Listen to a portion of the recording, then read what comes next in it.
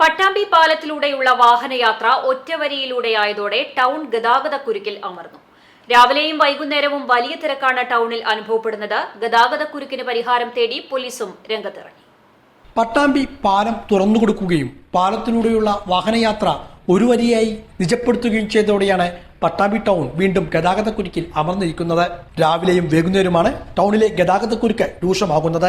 Police നിയന്ത്രിച്ചുകൊണ്ടാണ് വാഹന ഗതാഗതം ഇപ്പോൾ ഇതിലൂടെ കടന്നു പോകുന്നത്. ഏറെ നേരം വാഹനങ്ങൾ ഗതാഗതക്കുരുക്കിൽ അകപ്പെടുന്ന കാഴ്ചയും പട്ടാമ്പി ടൗണിൽ ദൃശ്യമാണ്.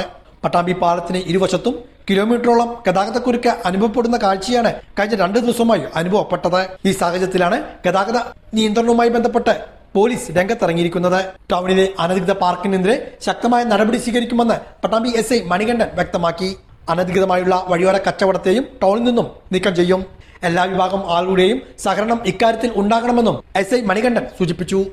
ട്രാഫിക് പ്രശ്നങ്ങളുണ്ട്, അത് പരിഹരിക്കുന്നതിനായിട്ട് പട്ടാമ്പി പോലീസ് ചില നടപടികളെടുത്ത് തുടർന്നുകൊണ്ടിരിക്കുകയാണ്. അതിൻ്റെ ഭാഗമായിട്ട് തന്നെയാണ് ഒബ്സ്ട്രക്റ്റീവായിട്ടുള്ള പാർക്കിംഗ്, റോഡ് സൈഡിൽ അനധികൃതമായി നിർത്തിയിട്ടിരിക്കുന്ന വാഹനങ്ങൾ, അനധികൃതമായിട്ടുള്ള കച്ചവടങ്ങൾ,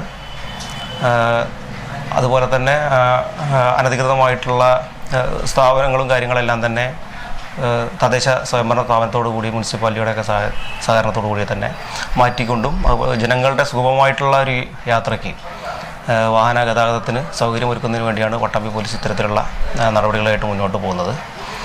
ഇവിടെ പ്രധാനമായിട്ടും പാർക്കിങ്ങിന് അനുവദിച്ചിട്ടുള്ള ഒരു സ്ഥലം എന്ന് പറയുന്നത് നിള ബേക്ക് ഹൗസ് അല്ലെങ്കിൽ ആ പെട്രോൾ പമ്പിന് തൊട്ട് മുൻപായിട്ടുള്ള സ്ഥലങ്ങളിൽ കൃത്യമായിട്ട് തന്നെ പാർക്കിംഗ് സ്ലോട്ടുകൾ മാർക്ക് ചെയ്തിട്ട് അവിടെ പാർക്കിംഗ് ചെയ്യാനുള്ള സംവിധാനങ്ങൾ ക്രമീകരിച്ചിട്ടുണ്ട്.